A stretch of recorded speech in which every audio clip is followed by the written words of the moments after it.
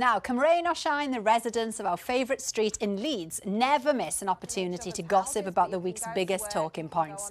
Tonight, they give their verdict on everything from eating out to the practicalities of taking a COVID test, including how honest you have to be if you get a positive result. Seth starred in Bad Neighbours. Fortunately, the Neighbours Now next film gets on a lot better. No undesirables that we can see. True, yes, we're back off to Leeds to find out what the residents of one of our favourite streets have got to say about this week's hottest topics. Morning, everyone. Good morning, neighbours. Nice to see you, Rita. Yeah, Rita's joining us today. Got the week off.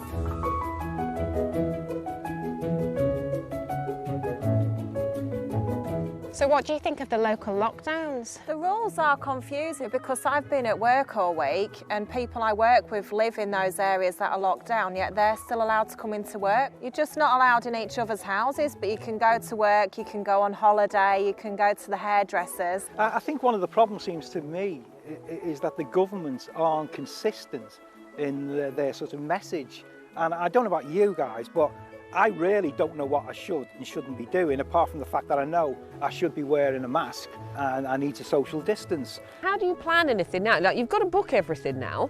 How do you plan to do anything if you don't know if your area is suddenly going to go into lockdown again?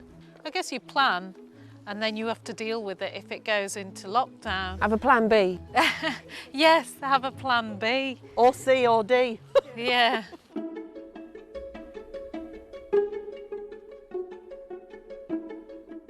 Has anybody actually had a test done out of you guys?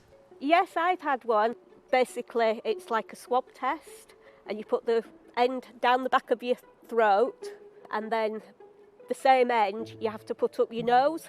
My husband had to have one done because he went to work in Leicester, and then my daughter had to have one done last week because she had some of the symptoms. So they both went to a drive-in. For her, because she was 9, it was not pleasant at all. I had to just persuade her over the phone to just have it done. I was like, it's going to be 20 seconds, and if you're negative, we can go on holiday. So she did it in the end, and it was negative. My fear is that some people will not declare that they've tested positive.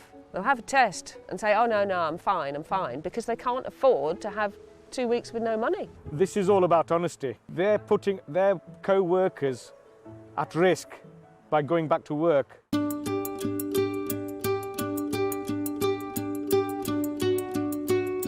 We went out on Monday, 4 of us went, and it was 11 quid for four meals, which was an absolute bargain. Cheaper to eat out now than to cook at home. On Tuesday, we went to Nando's. It's funny because en route, Rita says, oh, I'm going to definitely go and get a few gins in. And I thought, sorry, love, I'm going to have to disappoint you because I'm afraid it's only soft drinks and food, not on alcohol. We went for a meal for Anthony's birthday on the Saturday night, and you wouldn't believe there was a pandemic. Young girls all hugging each other, and there's nobody policing it. We haven't been out yet, and to be honest, I really don't fancy it at all because I just feel like you don't know about the hygiene of the kitchen staff. Do you know, I had an experience. So I went out for dinner, got the first round of drinks in at the pub, and then when I went to get another round in, it wouldn't accept my card. And I'd had a message from the bank saying, you know, we've noticed some irregular spend. Well, of course you have. I've only been to a blooming supermarket for 6 months.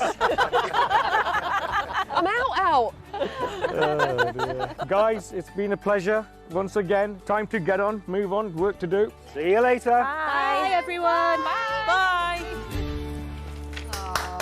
I love how they get together and just put the worlds to right on the street. We love those films. That's don't the we? new normal.